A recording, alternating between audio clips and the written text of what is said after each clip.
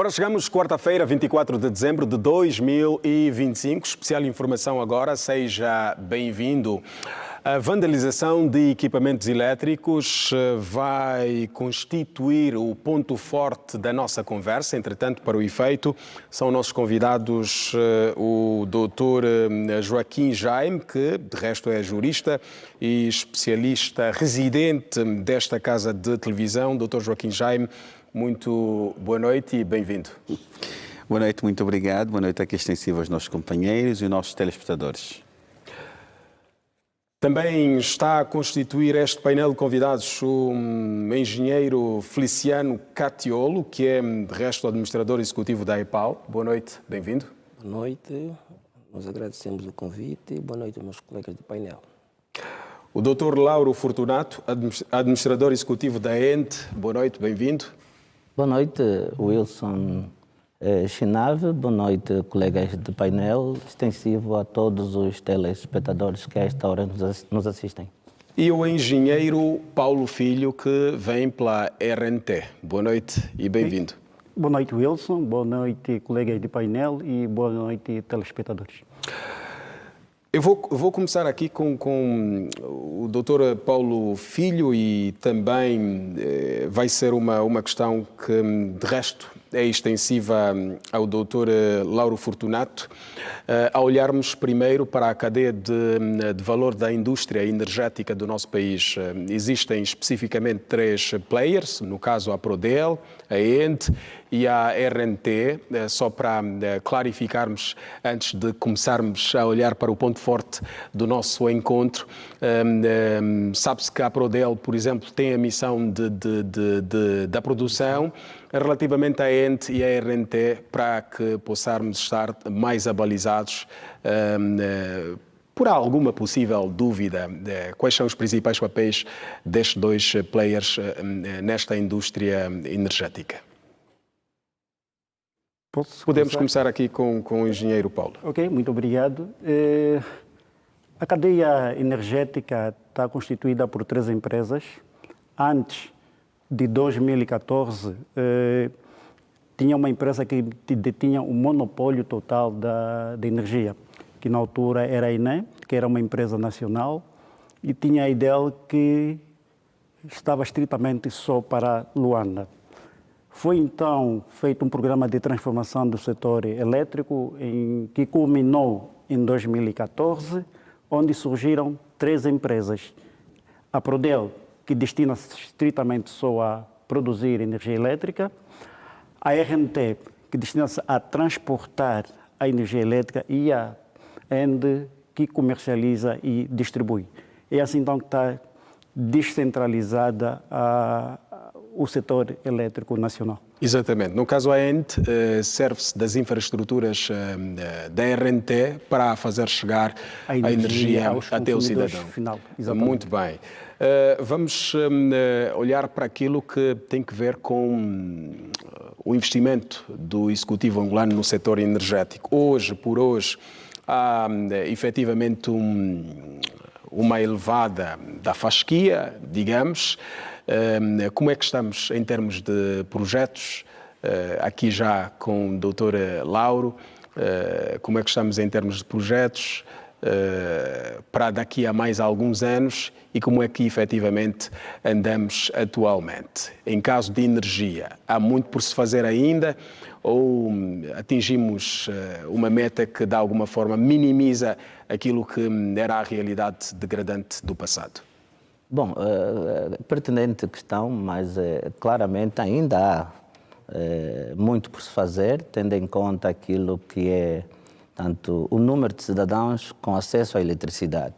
Ainda não é o desejável e, como Sua Excelência, Sr. Ministro referiu na última aparição, Sr. Ministro João Batista Borges referiu na última aparição aqui nos estúdios da televisão pública, que a taxa de eletrificação ainda ronda os 48%, ou seja, 48% da população angolana tem acesso à eletricidade. Isso significa que ainda há muito por fazer, há muitos desafios para frente no sentido de rapidamente atingir-se os objetivos, que é eletrificar o país. há muitos projetos em curso e, felizmente, a estratégia foi muito bem acertada e hoje temos estado a ouvir que há um superávit a nível da geração, da produção e, como disse aqui o engenheiro Paulo Filho, que detém a Prodel, a geração, há superávit. Os desafios são muito grandes a nível do transporte da energia e aqui onde entra a RNT com as grandes subestações que absorvem tanto a eletricidade recebida das centrais dos sistemas eletroprodutores. Hoje temos a nível dos sistemas eletroprodutores centrais portanto, hidroelétricas, mas também com uma aposta muito grande nas energias renováveis. Falamos aqui, sobretudo, portanto, nas energias solares, os painéis fotovoltaicos, que temos um pouco por todo o país. É um investimento muito grande no sentido de aumentarmos, portanto, aquilo que é a capacidade a nível da geração. E temos também a parte de distribuição, hoje a nível de transporte. Um trabalho muito grande está a ser feito. O grande desafio é a interligação do sistema. Portanto, falamos aqui dos sistemas sul e o sistema leste, porque o sistema norte, que compreende aqui as províncias de Cabinda, Zaire, Uís, Malange, Luanda, já chega ao sistema centro, que são as províncias de Benguela, Huambo, Bié, Kwanza Sul, e também recentemente assistimos aqui à interligação já com o sistema sul, ou seja, as províncias da Huila e a província do Namibe já recebem energia elétrica a partir do sistema norte, que compreende aqui o corredor Capanda, Cambambe e Lauca. É um ganho muito grande nesse sentido. Outro desafio a nível do transporte de energia é a interligação. Falamos do sistema norte a partir da província de Malange com o leste do país, as províncias do Mochico, Lunda Sul e Lunda Norte. E com isto, portanto, são os grandes projetos que temos aqui a nível do transporte de energia. E a seguir, seguem-se, portanto, os projetos a nível da distribuição de energia, que é aí onde entra a ENDE, que tem a principal missão de levar energia até a residência, portanto, das famílias, que tem a missão, portanto, de tratar da eletricidade em baixa tensão, colocar postos de transformação, de formas a que essa energia chegue aos seus cidadãos. Ao cidadão. Portanto, nós temos a nível da distribuição e assistimos recentemente um grande feito. O Mussulo, pela primeira vez, foi eletrificado, faz parte do plano de eletrificação e até por via de um cabo submarino também. Temos e recentemente também assistimos na província do Kwanza Sul o lançamento, a eletrificação e a inauguração da eletrificação no município da Kibala. Pela primeira vez também a Kibala recebeu energia elétrica. Os municípios do Celes, do Condé, da Conda também, portanto, foram lançados os projetos e já estão muito bem avançados, e outros projetos também a nível da província do Huambo, Chicala, Choluanga. Portanto, são muitos projetos em curso a nível da distribuição, de formas a que estas pessoas, esses cidadãos, portanto, que não têm ainda eletricidade, veem, portanto, a eletricidade a chegar às suas residências. São projetos que, de resto, envolvem custos elevadíssimos e que vamos querer também saber um pouco mais sobre os mesmos, mas vou aqui olhar para o Dr. Joaquim Jaime. Estamos aqui a ver projetos em curso e também aqui a afirmação de que ainda há alguma coisa por se fazer no que respeita à expansão da energia elétrica, no caso da rede pública. O facto é que nos últimos dias vimos situações que às vezes comprometem este esforço. Estou aqui a referir-me do caso do Kwanza Sul, onde foram vandalizadas 5 torres, deixando 3 municípios daquela província privados do fornecimento de energia elétrica e depois 90% da extensão de Benguela, de resto, sem energia elétrica. Qual é o seu posicionamento relativamente a estas práticas que, de alguma forma, atrapalham também este processo de expansão deste bem que é essencial para o desenvolvimento de qualquer país? Olha, é uma notícia que teve eco internacional.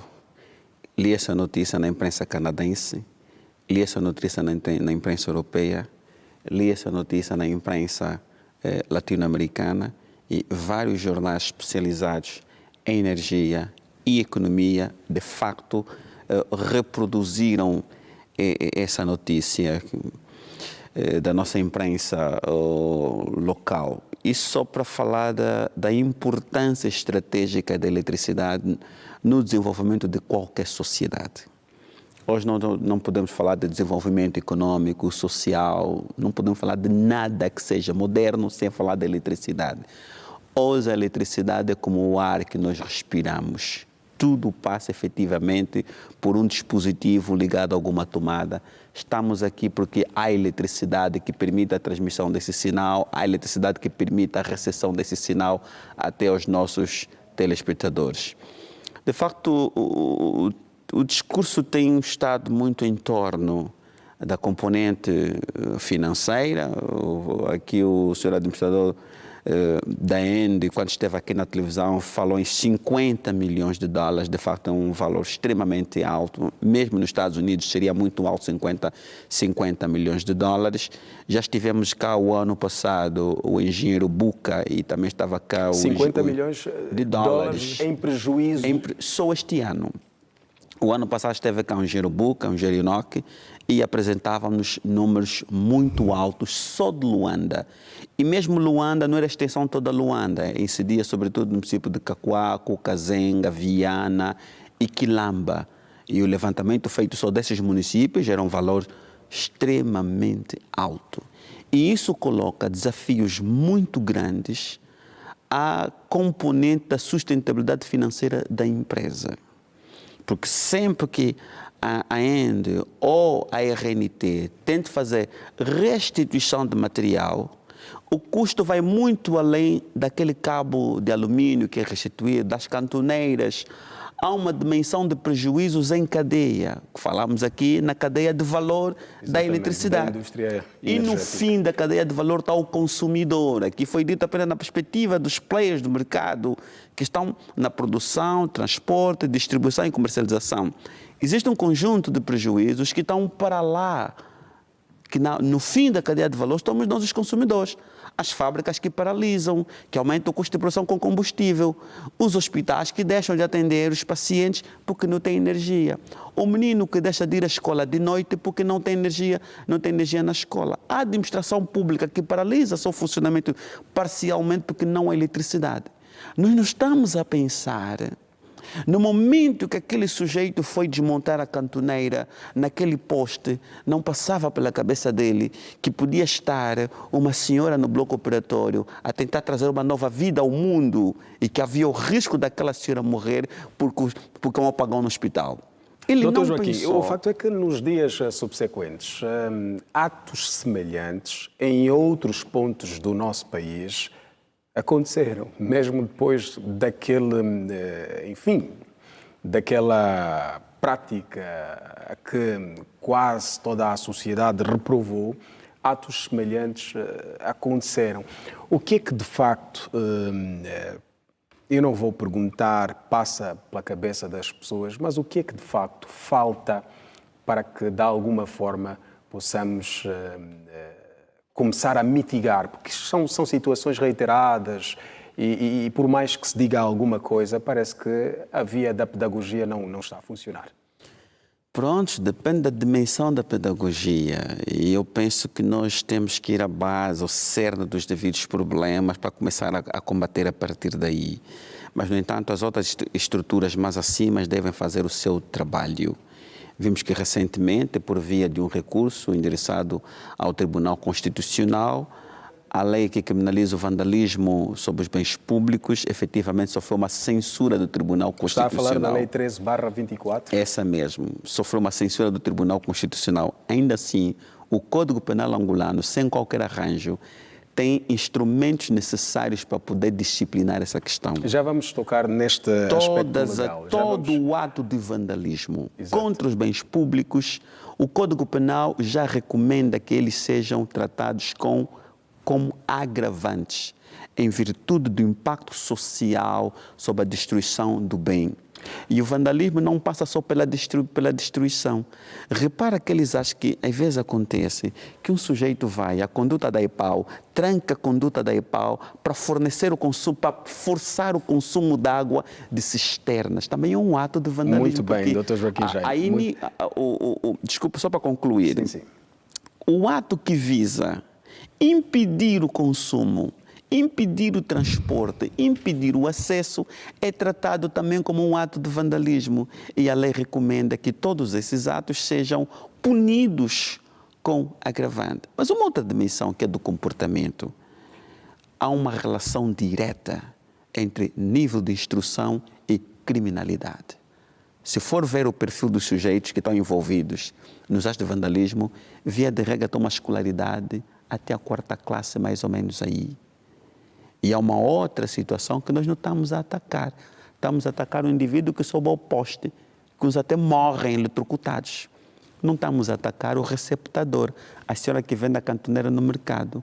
O indivíduo que tem a fundição, que transforma aqueles cabos de alumínio em lingote e que tem um esquema que permite tirar os lingotes de alumínio de Angola para fora. Os lingotes é uma prática criminosa com o mercado. Então, e vamos... Por isso é que eu trouxe aqui essa panóplia Vamos... para dizer que não é como matemática 1 mais 1 é 2. Aqui as respostas são muito grandes e muito diversificadas. Muito bem. Vamos, obviamente, tentar esgotar vários pontos que está aqui a fazer menção. Por ora, temos também neste painel de convidados o engenheiro Feliciano Catiolo, que é, de resto, o administrador executivo da EPAL. O nosso ponto forte, apesar de ser a vandalização de equipamentos elétricos, trazemos também aqui um funcionário sénior da EPAL, porque a EPAL, a semelhança daquilo que acontece no setor energético, também sofre com estas práticas criminosas. Vocês continuam a verificar situações de vandalização das condutas, enfim, continua a ser uma prática em alta ou já há alguma diminuição? Nós temos sofrido também com esse ato de vandalismo nas nossas condutas, como disse aqui o Dr. Joaquim Jaime. Além deles criarem danos significativos nas nossas condutas de adução, fazer aqui um paralelo, nós temos as condutas de maior dimensão que têm a responsabilidade de tirar a água da estação de tratamento até o centro de distribuição. São essas que são mais visadas, onde eles conseguem fechar as válvulas de corte para então poderem fazer ligações clandestinas. Muitas vezes essas ligações são feitas na calada da noite, e quando eles não conseguem fazer bem a ligação, no dia seguinte nós temos uma ruptura estrondosa, porque são condutas que levam grandes volumes de água, e isso nós temos que paralisar todo o sistema, e paralisando todo o sistema nós temos que deixar de distribuir água para a população. Pronto. Nós temos zonas muito críticas ainda aqui dentro da cidade de Luanda, que são zonas férteis ao garimpo d'água, que são a zona do Calemba 2, onde passam as condutas que saem da ETA Sudeste, da ETA Sul, que são tratamento de água. E com isso nós temos feito algumas ações para inibir esses atos de vandalismo nas condutas. As ações são realizadas de forma isolada? Não, nós temos feito ações de forma conjunta com a SIC, o SIC, o DIP e as administrações municipais. Com isso, nós temos reduzido significativamente em algumas zonas o ato temos inibido, na verdade. Os criminosos às vezes são identificados? Muitas das vezes estão identificados, né? Porque com a ajuda da SIC nós temos encontrado grupos de indivíduos que têm levado essa prática. E com isso temos criado grandes prejuízos, só para ter uma noção do prejuízo que nós temos tido. Só em 2023 nós tivemos um prejuízo na ordem de 200 milhões de kwanza. Fazer a reposição das condutas, comparar as válvulas que são vandalizadas. Até o momento que estamos a falar, no mês de novembro, nós estamos com um prejuízo na ordem de 124 milhões de kwanza, ok? De atos de vandalismo, ou seja, o que eles fazem? Eles muitas das vezes danificam contadores, ou seja, Nova Vida tem sofrido com vandalismo, com furto de contadores, ou seja, na primeira fase do projeto Nova Vida, os contadores todos eram contadores com materiais de cobre. Pronto. Nessa altura, o cobre é o que está a aliciar mais os miliantes, e o Nova Vida tem sofrido muito com furtos de contadores, e quando isso acontece, nós temos que interromper o fornecimento de água à população e cria grande prejuízo na parte comercial também da EPAL, porque nós, sem contadores, o cliente tem que passar... Tem a questão das faturas... Cria problema na faturação, nós não podemos interromper muito tempo o fornecimento de água, temos que fazer cobrança por estimativa, até então fazemos a reposição desses contadores. Muitos desses contadores devem ser importados. Os valores que aqui mencionou estão ligados exclusivamente a questões de vandalização ao nível da província de Luanda. O ano 2024, mais de 200 milhões, é isso? 2024, nós tivemos 160 milhões... 160 milhões em prejuízo. Em prejuízo. Este ano já vamos... Esse ano reduzimos um pouco com essas ações que temos levado com o SIC e com o DIP e as demonstrações. Nós estamos na ordem de 124 milhões. 124 milhões. Já. Em prejuízo. Nada a ver com dívidas, nada a ver, só vandalização. Só vandalização. Muito bem. Doutor Engenheiro Paulo, diga-nos, para termos uma ideia, quanto é que o Estado angolano gasta para comprar uma torre de alta tensão? Só para termos uma ideia.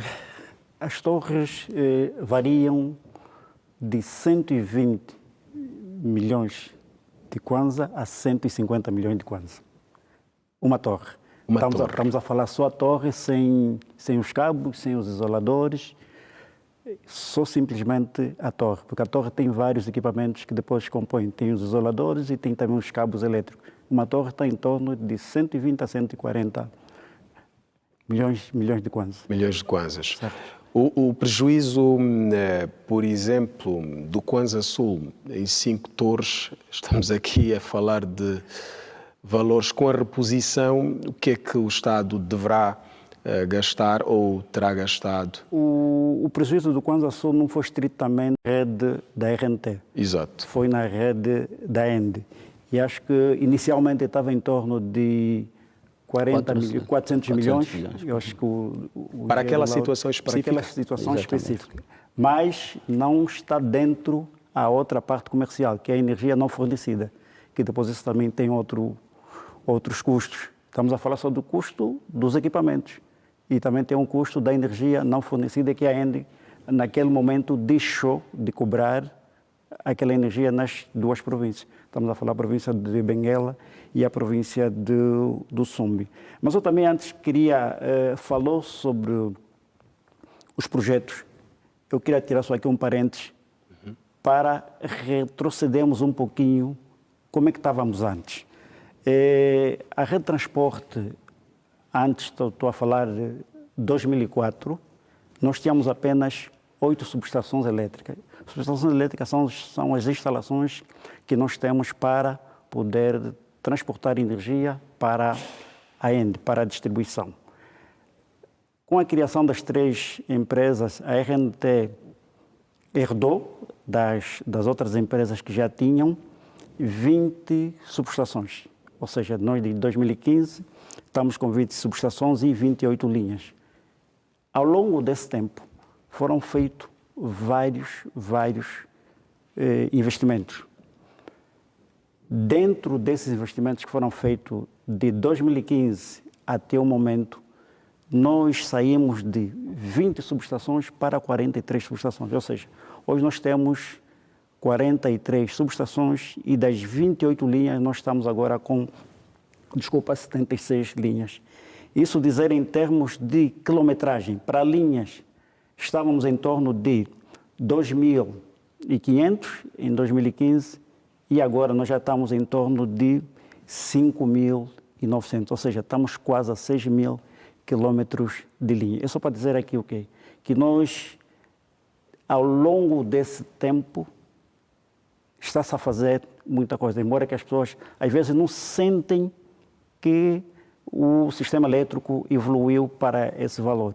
Nós, em 2004, tínhamos uma ponta, estamos a falar agora de energia, tínhamos uma ponta em torno de 300 megawatts. Estamos a falar de 300. E nós, hoje, estamos com uma ponta de 2.600. O facto é que a prática reiterada da vandalização atrapalha também todo este Eu ia chegar aí.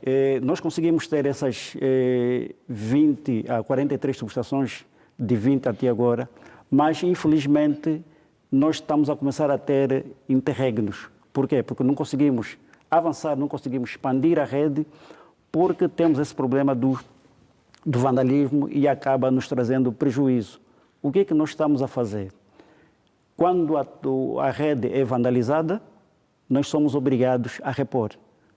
Porque o Wilson já tem energia, não vai querer ficar 2 dias sem energia. Então, preciso repor a energia para o Wilson, e em detrimento daquelas pessoas que ainda não têm, infelizmente vai atrasando os projetos de expansão. Quer dizer que nós temos que trabalhar muito na sensibilização da população para que esses atos deixem mesmo de existir. Porque os prejuízos são muito altos que nós temos, e esses prejuízos fazem com que os projetos parem. Exatamente. Ou seja, em vez de nós expandirmos a rede, acabamos por repor aquilo que... Exatamente. Doutor Lauro Fortunato, a minha questão é, estes projetos, ou melhor, estas práticas atrasam o país. Quando me falam em 400 milhões de kwanzas só para restabelecer uma única questão, isto atrasa o país. Sim, realmente, caro Wilson, e não é uma única questão. São várias questões em uma. Porque, na verdade, o que aconteceu foi, e como foi reportado a nível do troço do Alto Xingo, no Sumbe, para as Cachoeiras do Binga, portanto, foram 5 torres derrubadas, portanto, e 8 vandalizadas. E disse muito bem o Dr. Jaime, não é um simples caso. Portanto, o impacto foi muito grande. Foram as províncias do Kwanza Sul, nomeadamente os municípios de Porto Ambuim, Sumbe, Gangula, privadas de fornecimento de energia elétrica, e a orla marítima da província de Benguela. Os danos sociais foram muito grandes, os danos sociais. A gente olha muito para os danos sociais, e é aí onde deve incidir a nossa preocupação. E foi assertivo o Dr. Jaime quando referiu-se que as escolas, e vamos perceber que nesse período foram mais de 24 horas, essas cidades privadas do fornecimento de energia elétrica, as escolas deixaram de funcionar, sem ensino noturno, hospitais, bombagens de água. Portanto, é um impacto social muito grande, e o país perde muito. Não é só a ENDE, não é só o Estado angolano, portanto, a sociedade no geral. Daí que dissemos que o impacto, o dano é de todos, todos nós sofremos, e devemos combater esses atos que nós consideramos sabotagem e não vandalismo. Vamos aqui dizer que os governos provinciais, sobretudo, e que nós temos estado a acompanhar, da província de Benguela, a província do Kwanza Sul e Luanda, fizeram um grande trabalho que nós acompanhamos na situação das casas de pesagem, porque é aí onde se destinam tanto grande parte dos meios vandalizados. É o mercado. É o mercado. Portanto, é uma situação que os governos estão a ser muito assertivos na regulamentação e regularização dessa atividade, e está de certa maneira, a ajudar. E por algum instante sentimos alguma redução, mas o que nós sentimos e consideramos sabotagem é a intenção clara, a forma como são perpetrados esses atos, que nota-se claramente que não há intenção de levar cantoneiras. E nós assistimos no Kwanza Sul, assistimos no troço Ondiva Santa Clara, assistimos no troço Benguela Sul, Bahia Farta, assistimos, portanto, no troço Dondo Caçoalala. Portanto, estes pontos não foram extraídos às cantoneiras. Foram deliberadamente desapertados os parafusos da base da torre, de formas a que ela perdesse a sustentabilidade e caísse. Sobretudo no troço Benguela Sul, Bahia Farta, o ato já não foi na base da torre. Os cidadãos escalaram a torre, foram até o topo e retiraram as cantoneiras do topo da torre. Ou seja, se fosse uma situação de extração de cantoneiras para as casas de pesagem, por que os cidadãos têm que escalar a torre para tirar a base? Porque é aí onde a torre perde sustentabilidade. E nós estamos a considerar sabotagem porque é uma situação pensada. Sentimos que há aqui que há grupos organizados. O ato aconteceu no Kwanza Sul. 2 dias depois, voltamos a sentir no troço Belém do Dango para Kaala. 2 dias depois, e foi aqui reportado. E, na sequência, em menos de 3 dias, acabamos por verificar no troço Dondo Caçoalala. Portanto, e com a mesma, digamos, com a mesma mesmo modus operandi. Exato. Extrair os fusíveis da base da torre de formas a que essas torres perdessem sustentabilidade. E engraçado é que esta ação foi perpetrada exatamente às vésperas da quadra festiva.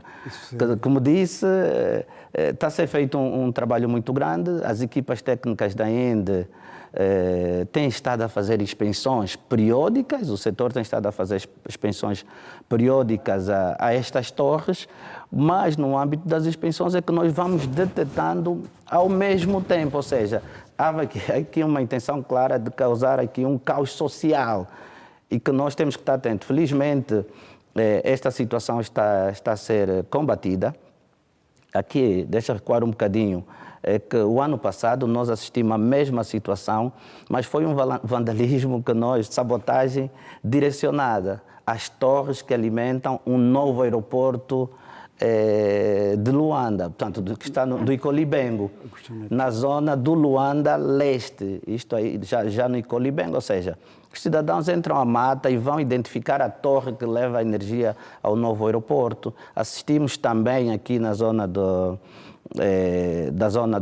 Zango Zero, Vida Pacífica, portanto, as centralidades do Capar, Vida Pacífica e a nível do país são muito visadas, ou seja, aqui ações direcionadas e dizer, Wilson, que o vandalismo esse vandalismo e sabotagem não singem só em torres transportadoras de energia. Sim. Nós temos também postos de transformação que são colocados fogo deliberadamente.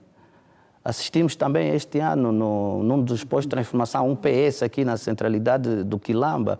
Portanto, colocaram fogo, não levaram absolutamente nada. Partiram as janelas e colocaram fogo no interior da instalação. Portanto, há aqui 2 situações. Uma de vandalismo, que sim, e foram apresentados, em muitos casos, cidadãos em posse de cantoneiras em casas de pesagem, mas temos que estar atentos a outra situação, que é a intenção clara de se causar aqui um caos social, que é privar as famílias do fornecimento de energia elétrica deliberadamente. Dr. Joaquim Jaime, a ser verdade, aliás, aquilo que tem estado a constatar, uma coisa é a vandalização com um fim comercial, mas alguém que sabota grandes infraestruturas do setor energético de um país, como é que podemos enquadrar isto do ponto de vista jurídico, legal, enfim, como é que se pode enquadrar isto? Isto não pode ser vandalização.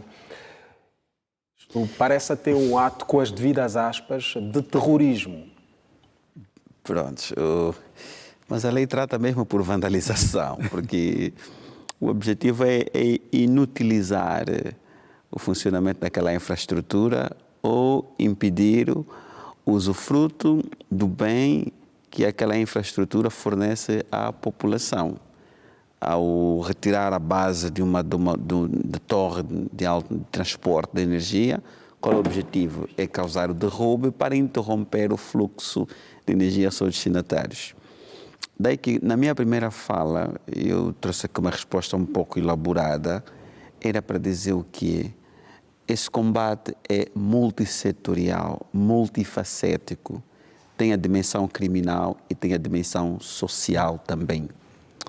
Nós podemos olhar para o sentimento de pertença, porque quando o indivíduo retira as bases, os parafusos das bases, para aquilo cair, ele está a pensar, isto passa por aqui e não me deixa energia. Então, se eu não tenho, ninguém também terá energia. Também é uma outra dimensão, já a nível da psicologia, que o indivíduo procura descarregar a sua frustração, causando um mal tão grande que depois aquilo vai produzir nele um sentimento de satisfação, de alívio, de uma justiça autoproduzida por ele. Então, os vândalos têm vários perfis. Há o vândalo com motivação econômica, que rouba para ir vender a casa de pesagem. Aquele vândalo que encontra na destruição dos bens uma forma de fazer justiça por ele mesmo. Ele não se sente incluído. A energia que aquela torre transporta, na cabeça dele, não lhe inclui. Ele não se sente parte dos benefícios daquela energia, porque ele sente-se a viver à margem do desenvolvimento, à margem de qualquer benefício que a energia possa proporcionar. Então ele procura uma forma de descarregar esse sentimento de frustração e exclusão, destruindo aquele equipamento, quer seja transporte de água, quer seja transporte de eletricidade, ele descarrega ali. Há também outro vandalismo com motivações, um pouco já na dimensão do terrorismo, né? Criar esse caos, esse pânico social com a intenção de retirar dividendos políticos. Porque o terrorismo tem sempre uma motivação política, pode ser por via de fundamentalismo religioso, mas tem sempre uma componente política que se procura extrair daquelas ações.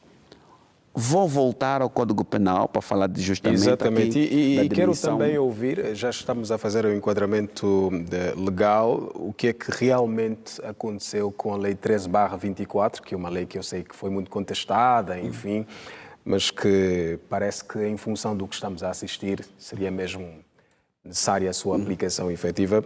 Sim. Mas pode dizer o que é que aconteceu e o que é que o direito penal, obviamente, tem como observação para estas práticas? Sim, a sociedade tem valores e bens que a lei tutela e deve haver uma hierarquização desses bens. Exatamente. No topo da pirâmide deve estar a vida. Depois é que vem o patrimônio, as nossas liberdades aí. É que, do ponto de vista da hierarquização dos valores e a penalização pela violação desses bens ou desses valores, entendeu o Tribunal Constitucional que houve uma exacerbação ao fazer equivaler um posto de transformação à vida de uma pessoa. O posto de transformação passou a ser mais importante que a dignidade sexual de um menor que é violado. Como é que nós vamos punir com mais severidade o indivíduo que queima um posto de transformação em relação àquele que viola uma criança menor de idade? Então deve haver uma hierarquização, independentemente do nosso sentimento de comoção. Quando cai um posto de transformação, estamos todos tristes, uma noite com calor é terrível. 50 milhões de dólares é efetivamente muito dinheiro. Se tivéssemos que efetivamente elevar a pena máxima até 25 anos, que é o que propunha a Lei 13/24, tínhamos que mexer em todo o Código Penal. Exato. Mexer em todo o Código Penal, provavelmente até mexer na Constituição da República de Angola, para permitir uma elevação das molduras penais a nível do nosso Código Penal. Talvez o crime de homicídio qualificado ia parar aos 50 anos, talvez ali, para poder justificar que a queima de um posto de transformação possa efetivamente ser aplicada uma moldura penal. Então, houve efetivamente. Então, deve haver aqui o princípio da proporcionalidade, da adequação e tudo isso. Nós discutimos efetivamente essa lei e, tecnicamente, nós dissemos que a lei tinha erros. Havia uma exacerbação efetivamente e discutimos com deputados da Assembleia Nacional sobre essa matéria e de facto, Provavelmente hoje nos sentimos mais ou menos aliviados que o Tribunal Constitucional decidiu na mesma direção que nós estávamos. E também na altura nós já dizíamos que o Código Penal vigente, sem qualquer vírgula adicional, dispõe de todos os instrumentos para poder regular essa matéria. Agora, deve haver sim, da parte do aplicador da lei, todas essas ponderações sociais estão sendo feitas aqui. Não é apenas o valor do cabo, não é apenas o valor dos 150 milhões de kwanza que custa uma torre. O impacto social, a escola que paralisou, o hospital que fechou, a administração pública que trabalhou metade do dia, frustrando as pretensões legítimas dos utentes daquelas instituições, a estação de bombagem da IPAU que parou porque não há energia, o custo adicional com combustível que a IPAU está proibida literalmente de transferir ao consumidor final, porque o preço é fixado independentemente da estrutura do custo da IPAU, ela tem que vender a água a um valor. Então, os prejuízos inerentes à vandalização desses bens públicos é muito grande. Nós nunca conseguiremos calcular efetivamente todo o custo que envolvente na vandalização deste bem público. É de facto muito alto. Mas ao olhar para o enquadramento do Código Penal, quais são as molduras penais a que o infrator, no caso do crime de vandalização... 12 anos, pena ordinária, com o agravamento extraordinário até 1/3 dos limites mínimos e máximos, o sujeito pode ficar 16 anos na cadeia. Era muito simpático ver aqueles sujeitos 16 anos na cadeia. Quem não se inibe com 16 anos, não se inibe com 25. E por que, na sua opinião, estas práticas continuam evidentes na nossa sociedade? Sente que, de alguma forma, os infratores... temos, pelo menos, não se sabe se temos um caso público de alguém que já foi condenado por crime de vandalização e teve, efetivamente, uma moldura penal acima dos 10 anos... Sente que devia haver um pouco mais de promoção destes casos no processo de julgamento, enfim, para de alguma forma também a sociedade ver que de facto o legislador, o aplicador da lei está efetivamente atento e as pessoas estão a parar na cadeia? Eu estive a ler a imprensa canadense e ela fala na detenção de 3 indivíduos. Eu não confirmei aqui na nossa imprensa, de fato, a fonte da imprensa canadense, mas ela fala na detenção de 3 indivíduos. Eu vou trazer aqui a lógica de um amigo que é subprocurador no Kwanza Norte e ele diz: todo crime contra a pessoa eu peço pena máxima. O representante do Ministério Público que tiver esse caso com ele tem de ir ao extremo da lei, independentemente do valor econômico do bem isolado, tem de pedir pena máxima. Qual é o objetivo? Efetivamente, produzir aquele efeito externo da pena, que é sobre as pessoas. O candidato a vândalo vai pensar 2 vezes.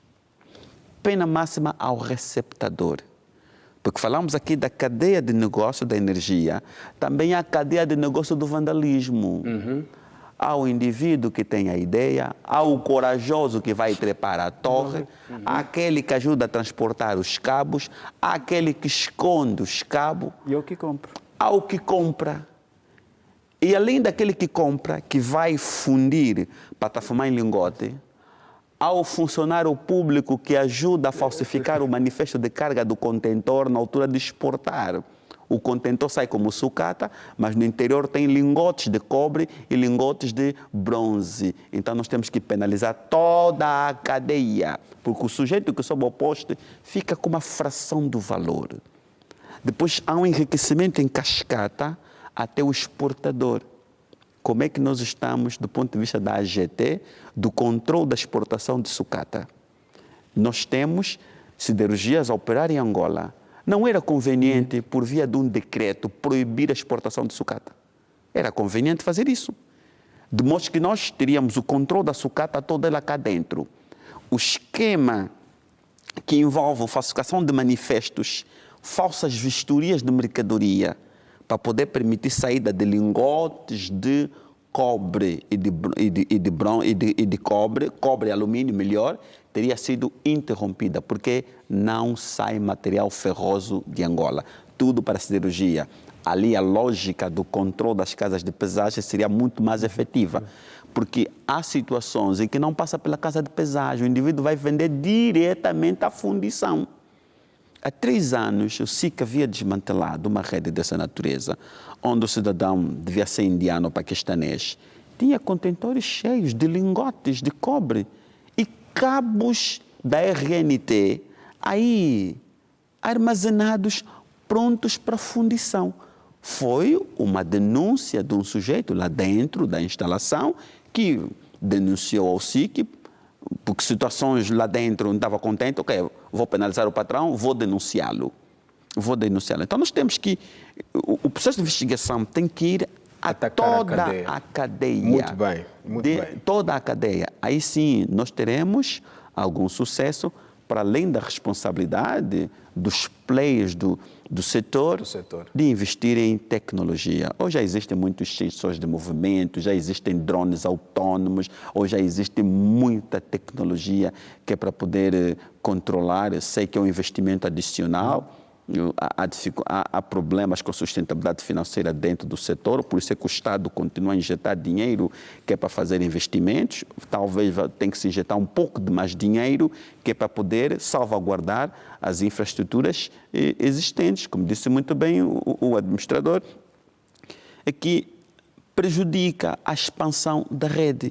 Porque o Wilson já está habituado com energia, não vai querer ficar 2 dias sem energia. Ele é obrigado a postergar o investimento numa aldeia. E depois já para poder o dar risco energia ao também Wilson. de danificar alguns meios em casa, não é? Várias pessoas nesta privação de eletricidade, obviamente, algumas poderão ter ficado com a geleira danificada, enfim, são outros custos. Engenheiro Paulo Filho, alguém que tem coragem de atacar ou sabotar uma torre de alta tensão, eu quero tentar perceber o perfil deste infrator. É uma pessoa que não conhece, no vosso entender, é alguém que percebe de eletricidade, porque várias vezes em conversa com efetivos ligados à vossa área, dizem que muitos até sentem algum receio de, não é, manusear uma torre, enfim, dado ao perigo que esta representa. Realmente sim. Só para dizer, eu para subir numa torre tenho que ter todos os equipamentos comigo para que eu não seja eletrocutado. Ou seja, a maior parte das vezes até nós trabalhamos com as torres sem tensão. Temos que desligar primeiro.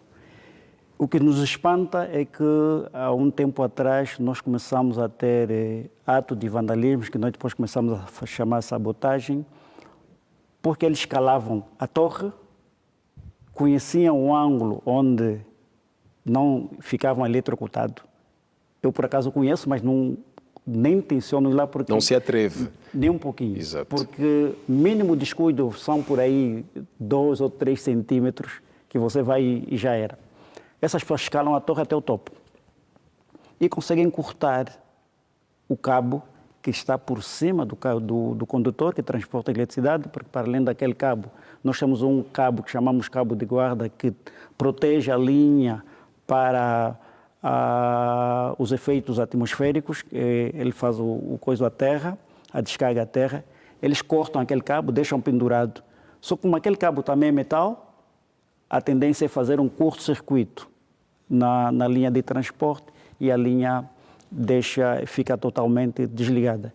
Essas pessoas que proporcionam isso é alguém que tem conhecimento estritamente de eletrotecnia. O doutor estava aí a falar com relação às pessoas que têm frustração e fazem esse tipo de situação, mas para este caso já não é frustração. É alguém que conhece, que tem alguma intenção de prejudicar. E há pessoas que sabem que têm linhas de transporte que são radiais. Linhas radiais é o quê? São linhas que só temos uma linha que alimenta pelo menos uma província. Há províncias que nós não temos alternativa, ou melhor, redundância. E essas linhas que não têm redundância são essas linhas também que são sabotadas. Ou seja, ele sabe que se provocar um curto-circuito nessa linha, a província que depende dessa linha, ela fica totalmente desenergizada, sem energia.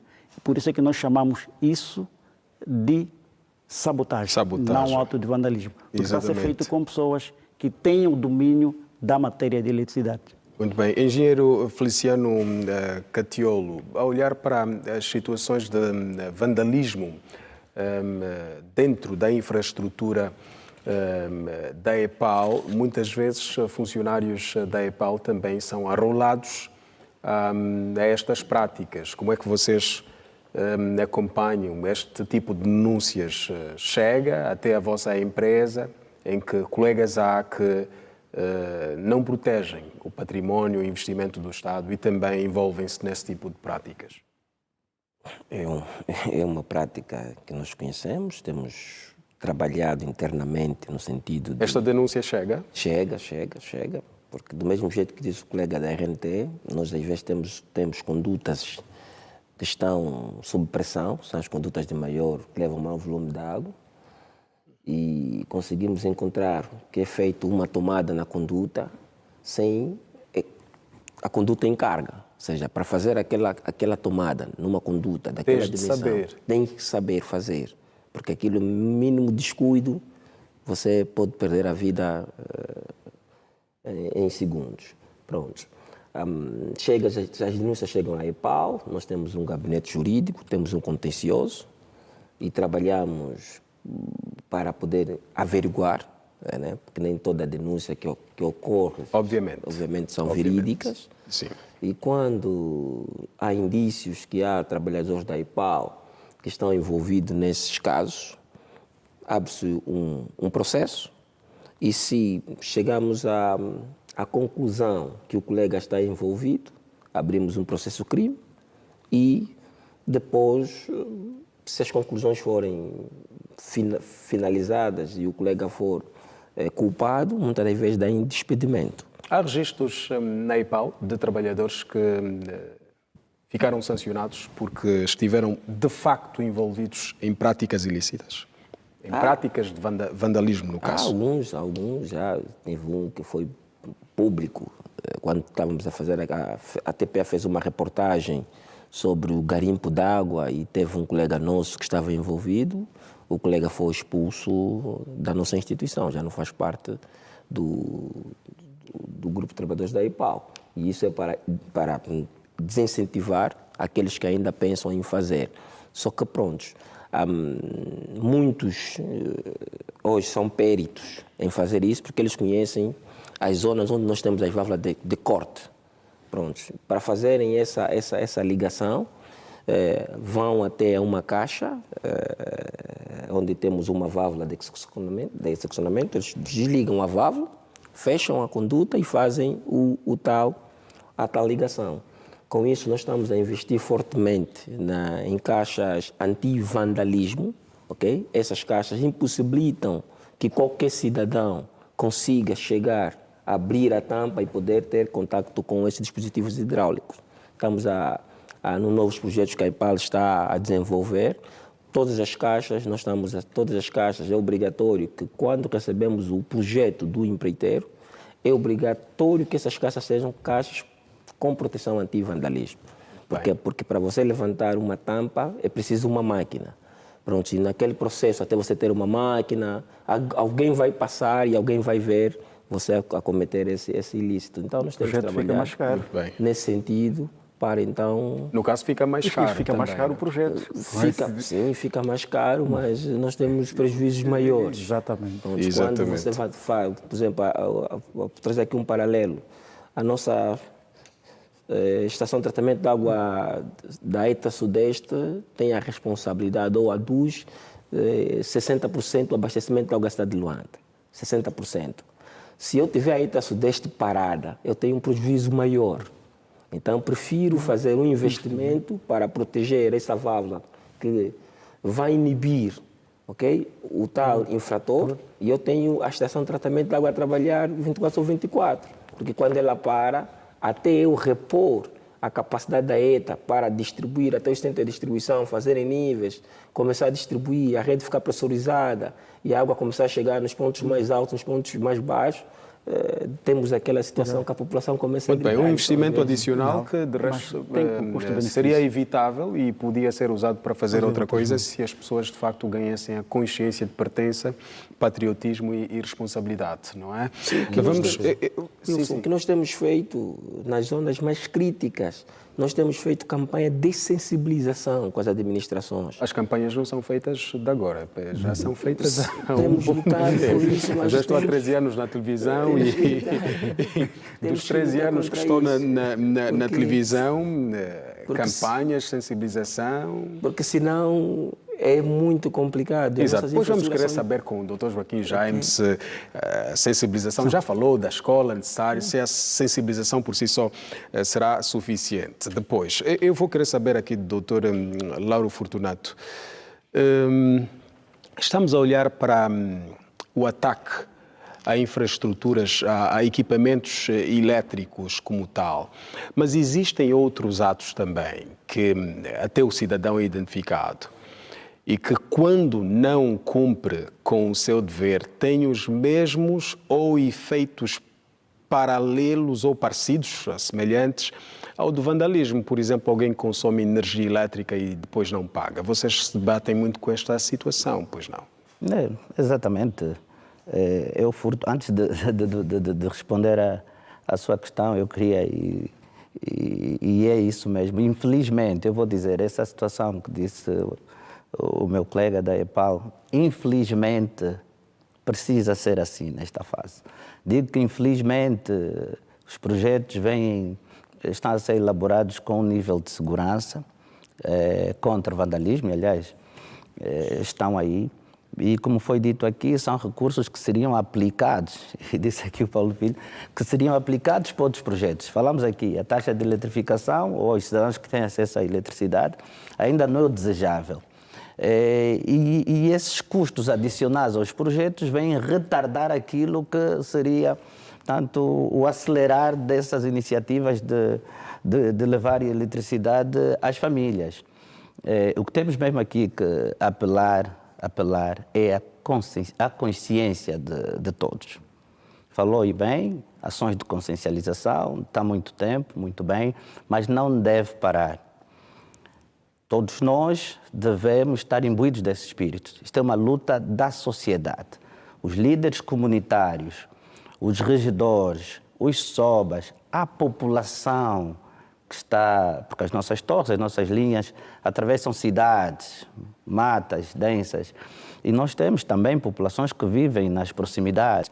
Ao verificarem uma torre metálica ou equipamento com suspeita de um parafuso a menos, deve imediatamente, tanto, avisar ao líder comunitário. Essa sensibilização, sim, estamos de acordo, deve acontecer.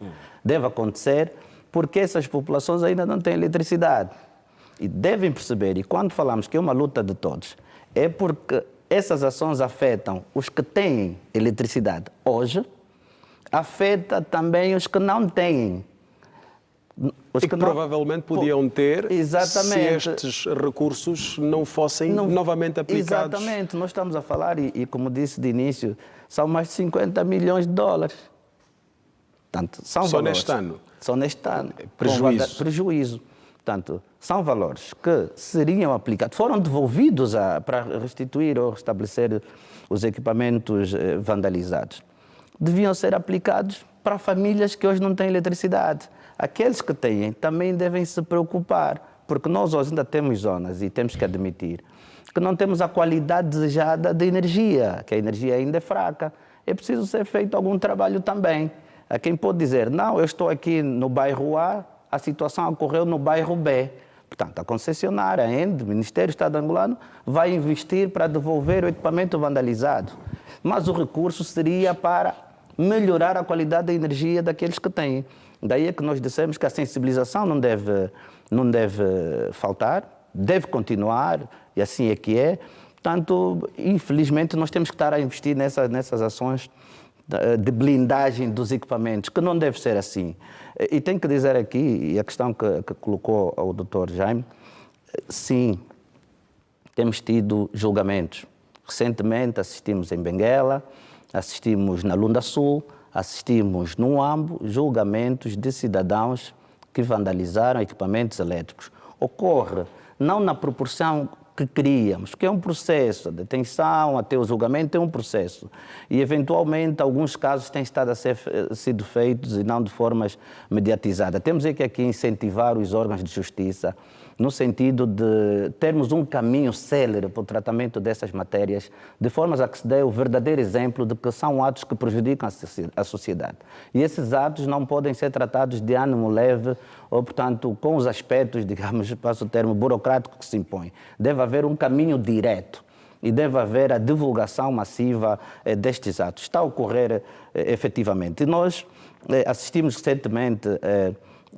o ano passado, na província da Huila, não só vandalismo, foram julgados 3 cidadãos porque furtaram energia, que é o outro assunto que ainda se debate. São os danos do vandalismo e os danos com furto de energia. Furto de energia é consumir energia sem contrato.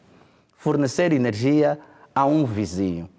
Os contadores de pré-pagamento, e está aí o projeto de instalação de 1.260.000 contadores em todo o país, está em curso. Mas, infelizmente, já temos cidadãos que vandalizam, que fazem ligação direta aos contadores. E na Huila foram julgados e condenados 3 cidadãos porque fizeram ligação direta aos contadores de pré-pago. Ou seja, aí está a lei, vai avançando, mas nós temos assistido esse caso de furto de energia e todos nós, infelizmente, conhecemos alguém que consome energia sem contrato, que fornece energia a seu vizinho, até são denunciados. Então, é isto que nós precisamos para que o Estado, o Ministério ainda tenha recursos e poder acelerar os investimentos. Com estes furtos, aumentam a dívida. Estamos a falar de mais de 300 mil milhões de kwanzas, é quantas pessoas devem à ENDE. São recursos associados... Os devedores, exatamente, os efeitos dos devedores são parecidos ao do vandalismo. Exatamente. Portanto, são situações que vêm atrasar os programas de investimentos públicos. Nós estamos a falar também dos vários projetos, falamos que está-se a eletrificar, o Ambo está quase todo eletrificado, a nível da província da Huila temos agora o grande projeto, chamamos de Triângulo do Milho, que é Caluquembe, Chicomba, Caconda, a nível da província do Cunene, muito está a ser feito. Mas esses projetos só serão acelerados quando conseguimos eliminar todos esses fatores externos que estão a contribuir para o desacelerar deste processo. E por isso é que chamamos aqui as famílias também que não têm energia hoje, que todo mundo se reveja. As ações de sensibilização devem acontecer e todos nós devemos ser ativistas, portanto, para esta situação. Vou bater novamente na questão dos consumidores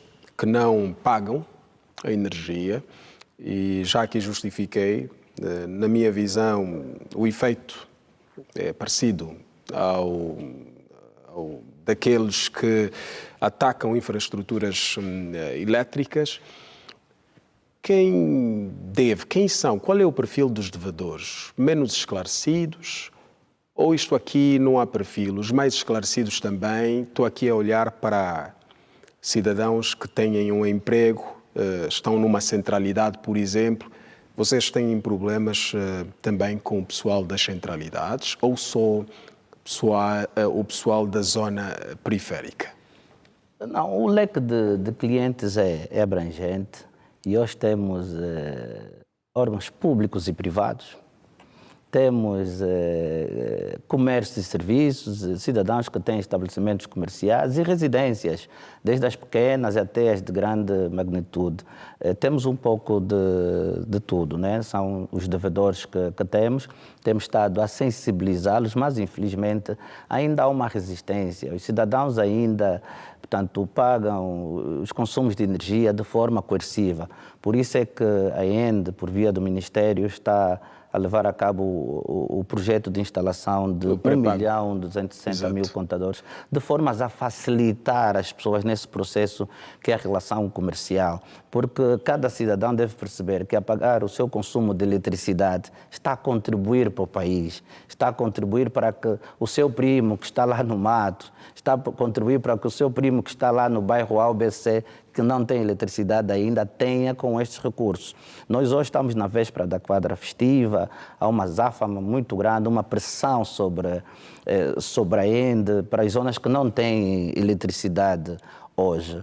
Mas temos que saber, e muitas vezes são os esclarecidos que nos conhecem, vão à ENDE dizer: o meu primo vive na zona A, B, C, D, não tem eletricidade, mas ele também não paga, ou seja, também está a contribuir para que o primo não tenha eletricidade indiretamente. Daí é preciso que todos nós percebamos a importância do pagamento, não só do consumo de eletricidade, mas de todos os serviços públicos. Nós temos que contribuir. E depois vamos olhar para a ENDE como ineficiente. A ENDE, tanto não estende a eletricidade para o bairro A ou B ou C, mas você também contribui para isso porque não paga eletricidade e nem sequer tem um contrato. Então, daí a preocupação deve ser geral. Geral, muito bem. Doutor Joaquim Jaime, vamos olhar para a questão da sensibilização. Talvez alguém pode dizer que então coloquemos esquadras ou polícia à volta destas infraestruturas.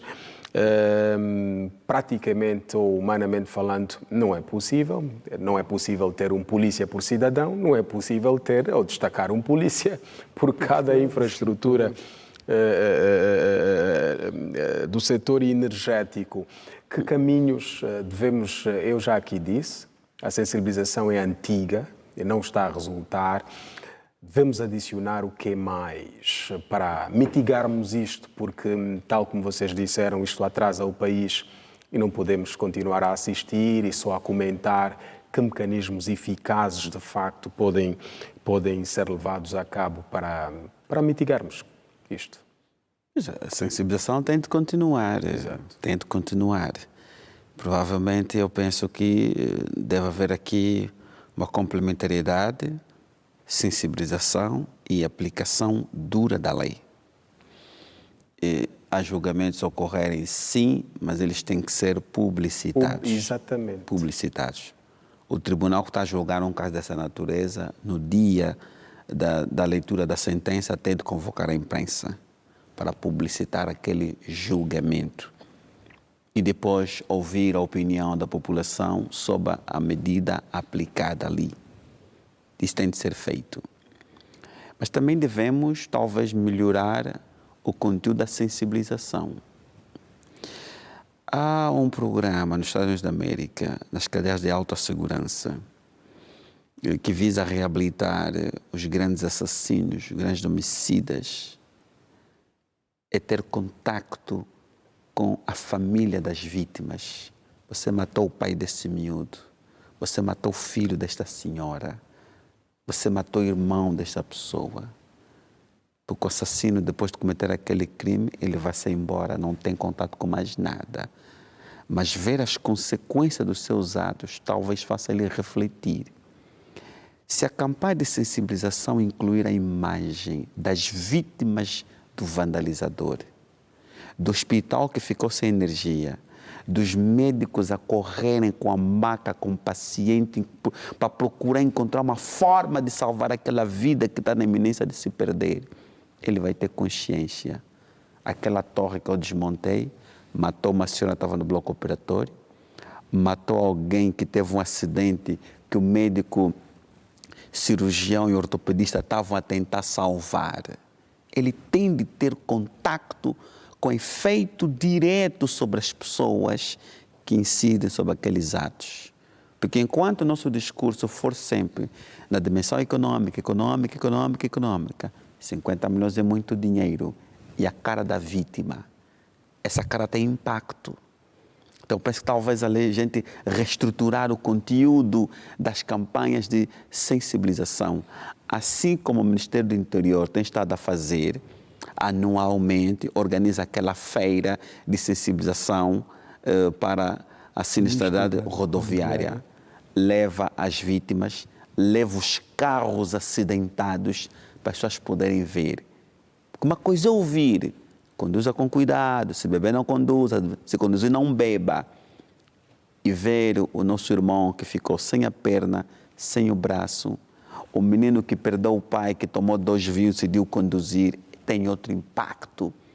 Porque nós nos sensibilizamos com aquilo que vimos. E se o indivíduo vê o resultado dos seus atos na campanha de sensibilização na televisão, é completamente diferente. Era bom ouvir o hospital que ficou sem eletricidade, o diretor do hospital a explicar a frustração e os constrangimentos que teve para fornecer serviço. A EPAL que teve que cortar água porque um indivíduo deixou cair 5 torres no Kwanza Sul. Alguém ficou sem água. Ouvir as pessoas que estão a andar 2 quilômetros com balde na cabeça porque o indivíduo deixou cair 2 torres e o sistema de distribuição de água caiu porque não havia energia. Eu penso que temos que trazer aqui uma nova perspectiva de sensibilização, mas que tenha como objetivo atacar a consciência do sujeito. E talvez até também atacar a consciência da população, porque a população começa a ver o filho da vizinha fulana, que se dedica ao vandalismo dos bens públicos, matou pessoa em Benguela. Ele matou pessoa em Benguela, porque ele deixou uma torre no Kwanza Sul e matou alguém que estava no hospital de Benguela. Ele tem de ter essa consciência. Tem de ter essa consciência. Talvez ali se pense melhor na elaboração, porque uma campanha do tipo vandalizar é crime, ok. Parece muito raso, não é? Muito raso. Vamos adotar aquela metodologia do Ministério do Interior. Fartaram-se de falar, pronto. Agora vamos trazer as vítimas dos problemas. Aquele mude antes que seja tarde, não é que agora está a passar. Então lá o sujeito que teve 3 acidentes. Quantos sobreviveram a 3 acidentes? Pessoas que de fato têm sequelas dos acidentes. Então eu penso que talvez o conteúdo da sensibilização, eu penso que ele tem que ser mais impactante, de modo que às vezes é preciso uma terapia de choque, uma água gelada sobre as pessoas. As pessoas têm que estar, isso afinal é mau, tem consequências. Muito bem. Muito bem. Está aqui lançado o desafio, um desafio que também cabe aos órgãos de comunicação. Está a sugerir pautas, não é? Está a sugerir novas pautas, novos ângulos de abordagem para esta temática ligada à vandalização de equipamentos públicos. Doutora Lauro Fortunato, quer acrescentar alguma coisa? Estava a fazer um sinal. Exatamente, era só para dizer que, e é exatamente isso, doutor Joaquim, temos que fazer mais barulho em relação a esses atos, mas não só os danos causados pelo vandalizador que lesa famílias. Temos que dizer que de janeiro até a data já tivemos 13 cidadãos que perderam a vida ao tentar vandalizar equipamentos elétricos. 13 cidadãos. 13 cidadãos. Província do Namibe, na província de Benguela, em Luanda, coisa de 2 meses, aqui mesmo na centralidade. Sim, em Luanda, exatamente. Do Quilamba. E então é uma situação que também temos aqui que dizer que o vandalismo não compensa. Portanto, muitos cidadãos tentam furtar cabos elétricos e acabam por perder a vida. O conselho é não se aproximarem de instalações elétricas, porque por uma ação, tentar furtar um cabo, alguns metros de cabo, alguma cantoneira, podemos também perder a vida, como é o que assistimos aqui nesses 13 cidadãos a nível do país. Muito bem. Engenheiro Feliciano Catiolo, sei que a semelhança da RNT e da ENDE, vocês têm estado a desenvolver atividades multidisciplinar para combater atividades com o envolvimento da Polícia Nacional e outros órgãos para combater o fenómeno da vandalização. Já falou do SIC, que de resto é o efetivo em que vocês fazem recurso para as vossas atividades. Este ano, de forma específica, vocês têm algum dado ao nível da província de Luanda de cidadãos que tiveram de estar a contas com a Justiça, em termos de números mesmo? Sim, tivemos alguns cidadãos foram detidos no ato de tentarem furtar algumas ventosas. Ventosas têm a responsabilidade de pulgar o ar dentro da conduta para que ela consiga trabalhar em condições na zona de Cacoaco. Alguns cidadãos que foram apanhados a tentar desmontar esses dispositivos. O que nós temos, como disse, o ato do garimpo d'água, normalmente eles fazem na calada da noite. O que nós temos feito é desmantelar isto. Só para ter uma ideia, a nossa equipa de adutora, que tem a responsabilidade de fazer a vistoria nessas condutas, até a data que falamos, desmantelou na zona de Cacoaco, Calemba 2, 33 ligações nas condutas. Só que quando você faz uma ligação numa conduta, você fragiliza a própria conduta. Para termos uma ideia, uma conduta de 1.200 de diâmetro, um tubo que tem 6 metros, né? Custa, na sua importação, na ordem de $2.000 a $4.000, só um tubo. E muitas das vezes, quando ela tem várias soldas, depois ela fica fragilizada com a pressão nominal da conduta, não aguenta e começam a surgir as várias roturas, né?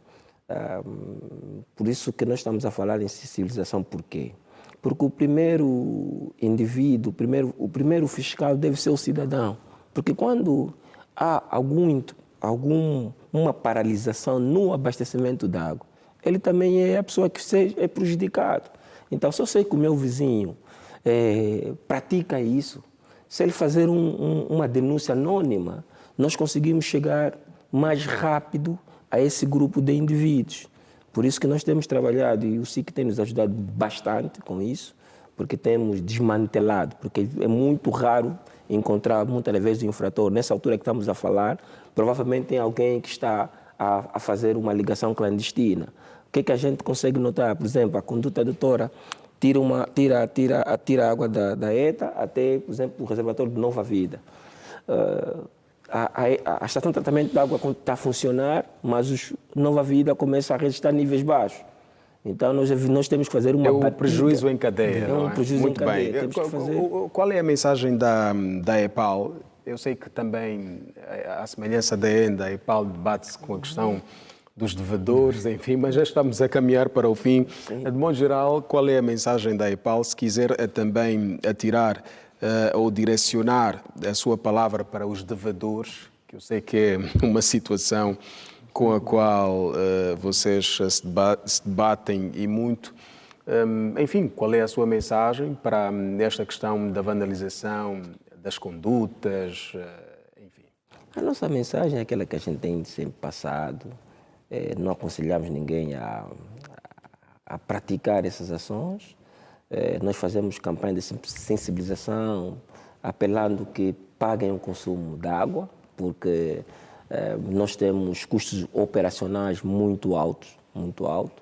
Como em semelhança da ENDE, nós também estamos a preparar um projeto piloto para o KK, na qual vamos montar 5.000 contadores pré-pagos. Será um projeto piloto para a gente poder verificar, analisar durante um período para ver qual vai ser o desempenho, porque também nós estamos a partir por aí, porque muitas das vezes, como disse, o perfil de quem não paga água, às vezes mesmo aquele como eu, que usa gravata, é o diretor, o administrador, e quando a EPAL corta a água, ele pega no telefone: engenheiro Feliciano, por favor, tem um colega teu na minha porta a cortar a água. Então, nós estamos... Qual tem sido o vosso procedimento nestes casos? Assim, Porque ligou para o engenheiro Feliciano, há algum tráfico de influência, ou o engenheiro Feliciano... O procedimento normal, o colega da área comercial da rede que está a fazer o seu trabalho não deve receber o telefone do... Muito bem. E aí, então, não consegue falar. Nem que ele ligar para mim, o colega não vai poder receber instrução para não fazer o corte. Mas o ideal é não ligar, é mesmo pagar. É o ideal é não ligar. Muito bem. Engenheiro Paulo Filho, assim já tivemos uma conversa semelhante, e então eu vou perguntar, vocês estão dentro do transporte ao nível nacional, há alguma região do país em específico que vocês consideram como região exemplar? Realmente sim. Nós também, como a ENDE e a IPAL, fizemos sensibilização, embora que essa sensibilização também não tenha surtido grande efeito, mas tivemos sim na região leste, que estou a falar da província do Mochico. Essa é uma das províncias que, desde a altura que começamos a trabalhar com as comunidades e o governo provincial, o índice de vandalismo diminuiu drasticamente. Hoje falou pouco do Mochico. É o Mochico que eu estou a falar, de região leste é o Mochico. Exatamente. Falei pouco porque não tive esta oportunidade de falar e dizer também que a população do Mochico, a comunidade, que continuem a fazer o trabalho que realmente fazem. Esperamos que as outras comunidades também possam seguir o mesmo exemplo que a província do Mochico tem feito, porque nós já temos feito sensibilização há muito mais tempos e o doutor aí disse muito bem que temos que mudar o nosso modo operando, melhor, mudar a pedagogia, mas isso não depende só da RNT, isso é transversal para toda a sociedade, a população, a polícia. Não, o doutor deixou isso claro. Exatamente, exatamente. Estou só a reiterar a reforçar muito exatamente bem o que o doutor disse, que precisamos do esforço de todos para que possamos então banir esse problema da vandalização.